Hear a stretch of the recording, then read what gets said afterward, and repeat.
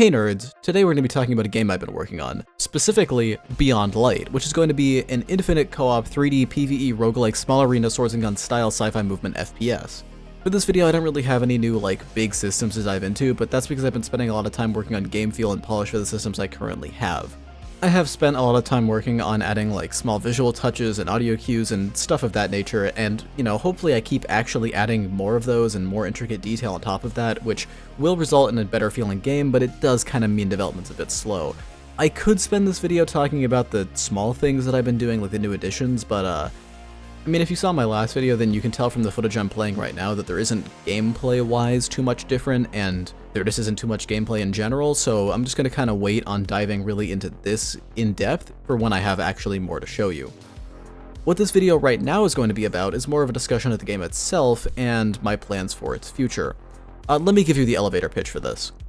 You are a robot, and you have been sent to space jail for selling drugs or something, and in there, you, either by yourself or with your friends, who are also presumably drug dealers or something, are made to fight in a hopeless arena with the promise that you'll be set free when you win. But there is no ending for you. You will fight until your last moment, and even when you finally die, you're just going to be rebuilt so you can fight once again.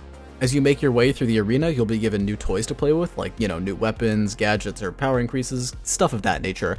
But in exchange, the arena and the map around you are going to change and morph alongside you, becoming harder and less forgiving, the flow kind of being directed by the choices you make. And that's kind of the main gist of what I really want to make here with this game, Beyond Light, a sci-fi robot shooter where you struggle in a vain attempt to earn your freedom. To dive a bit more into things, I did spew out that crazy amount of buzzwords to describe this game at the start of this video, and you know what, let's just dive into what all of those actually mean. So to work through them in order, let's start with the first one, infinite. I want this game I'm making to be infinitely playable in air quotation marks, which is a lofty and technically impossible goal, but it represents a philosophy I want to hold, which is to give you, the player, something you can really engage with in a deep and unique way, just for as long as I physically can let you. Not through procedural content generation, I feel like I should say, or anything like that, but through semi-randomized selections and creating new variations via that. Next, we have co-op. This is pretty simple. I want this to be played with your friends because I think games are pretty much always better when, having the ability to be shared with other people. This should also at the same time actually forward that other goal of infinity, as your friends can, in of themselves, create more with what already exists. But next is 3D. This one is very simple. I just want to make the game in 3D, not 2D, which means I have to kind of get myself out of my comfort zone and learn how to make 3D models. Now, I'm not a total noob with Blender. You can see I have some basic models already, but I'm really not that good either, and this will let me add a new set of skills to my tool belt. I'm not making this out of a need to purely grow my own skill though. I just wanted to make a game in 3D since everything else I have made so far has been in 2D, and this is just a new experience for me. Next though is PvE. I want you to be fighting against AI enemies, not other players. This kinda also feeds into that co-op side of things in that you're working with your teammates, not against them. I want to foster that energy of collaboration to meet a shared goal, not fighting each other to be the first one to get there, if you know what I mean. I really just want to have good vibes here. Next is roguelike. Not roguelite with a T, I am saying roguelike. If you don't know what I'm talking about here, both describe the general act of having runs of a given game, rather than a persistent file, and each time you play, you generally do different things, almost always due to randomness being involved. I did kind of mention this with the infinite philosophy I was talking about earlier. The distinction between the two terms is that roguelite has some kind of meta progression, like upgrades or levels or things of that nature, which persist between runs, making you generally become more powerful and thus able to go further, whereas roguelikes do not. I think the technical term is action roguelike, not roguelike, but I think that sounds stupid, so I'm just going to be calling it roguelike.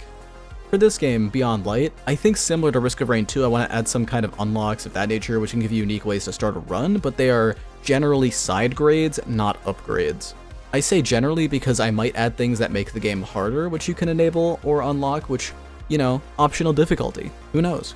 But putting aside that, downgrading thing, my current idea is basically side grades. So the only way you can really actually get further in the runs is to get better at the actual game itself, and hopefully the content I add to that will make you just have unique ways to engage with the game, but not necessarily make it easier. That's, I think, what I want from this kind of game. New ways to play it to keep it interesting, but not making it easier via becoming more powerful. It's a tough line to walk though, so we'll see how that goes. Up next is Small Arena. I want the majority of the main combat to take place in a small but changing arena. It's small to keep you focused on the fights at hand and constantly changing to keep things interesting and avoid you getting bored of limited space. I'll dive in a minute into how exactly I want these changes to happen, but for now suffice with the knowledge that I want your main focus to be on the combat right in front of you, not the map. The next thing though is kind of funny, as I said swords and guns style. What I mean is, I want guns and I want swords and that's that. No magic, no wands or staffs, no spells, none of them fantasy tropes, but also probably no bows and definitely no flamethrowers. Maybe bows, we'll see about those, but I'm solid on the rest. I have a very specific idea of how I want the gameplay to be themed, specifically in the sci-fi guns, but also like with sci-fi swords aesthetic. Things like magic just kind of don't really fit into that. Now maybe I could throw aesthetics of the game to the wind and just kind of add them for the funsies, but I want the game to have a cohesive vision for how things should fit together and mesh into the universe. Which, of course, leads me to the next main buzzword, sci-fi. I'm talking robots, I'm talking lasers, and greebling, and glowy shit out the wazoo. This is where I live and breathe, my bread and butter, my personal favorite aesthetic theming. Okay, a bit different. So I fuck hard with Tron Legacy's art style, if you know the movie that I'm talking about here. That, like, big, dark, black base tone with highly saturated line highlights and a neon future electric vibe. Oh my god, I love this look. That's my core identity in a nutshell right there. You will find its design influence in basically anything I make, and that is extremely the case with this current project, but more of a light mode instead of dark mode. Also maybe less line, maybe more like just general sci-fi, I don't know. Basically, instead of black as the base color, I'm thinking white in this sort of bright future type look where you might find in the likes of like the Unity guy on YouTube instead of the dark future vibe Tron gives. I think this is a good offshoot from my normal art style while keeping it my signature sci-fi design flair, and also, just on a more personal note here, I think it's just cool as fuck and I just really wanted to make something that looks like this. But getting onto the last of the main buzzwords, movement, we kind of shift back away from the looks and the vibe and, you know, to the gameplay. I want the movement for this game to be tight, and I mean fucking fluid. Like, you just move all over the place and don't even realize you moved because you're in that much of a flow state. This right here is one of the main things I've been working on between this video and my last one, and it's just so fundamental to everything going forward and just how they're going to connect that I just need this to be absolutely perfect, if you know what I mean. So you can see here how I've worked a lot on the polish and game feel, making the player able to maneuver the space effectively with a double jump while running in a dash. While this is a fairly simple moveset, I have two main reasons for this. Number one, your movement is going to be augmented by the gadgets you are holding and also the items you get in a given run. Like, if you get a grappling hook, then obviously you're going to use that to swing around, or if you get an item that lets you like jump on top of enemies to deal damage, then maybe that lets you do something new, I don't know. So the base movement set is kind of a bit simplistic to give the roguelike elements kind of a solid foundation from which they can build and expand upon. And number two, I also just can't really think of too many like base movement options that would really fit with the game that wouldn't be better served as being a gadget or item. I'm thinking of maybe adding some kind of like ground slam so you can quickly ground yourself and maybe also like deal damage to enemies. Maybe I'd make that an item. I don't know, I'm kind of spitballing right now. But I'm just actually kind of struggling to think of other generic base movements that would fit with the vibe that I'm going with here, so if you have anything, let me know. Don't suggest sliding or crouching, I'm well aware of those. I just don't think they fit the vibe of what I'm going with here, or how the gameplay is going to work, so I just never bothered adding them. Sliding is actually a bit of a weird position because I'm not necessarily opposed to adding it, but it just feels like really uninspired, and personally, I'd rather just have, you know, unique or actually interesting movement options in its place. But anyway, finally, the last buzzword that I'm going to talk about right now is FPS. You're going to be in the first person, holding a gun or sword, being right up in the face of the enemies as you beat the ever-loving shit out of them. And yeah, that's about it. So all of those combined are a fairly concise way to describe the general game plan using a comically formed string of pure buzzwords and nothing else. Beyond that, the last thing I want to talk about is the arena changing based on what you do. But in order to explain that, I have to explain the moment-to-moment gameplay loop.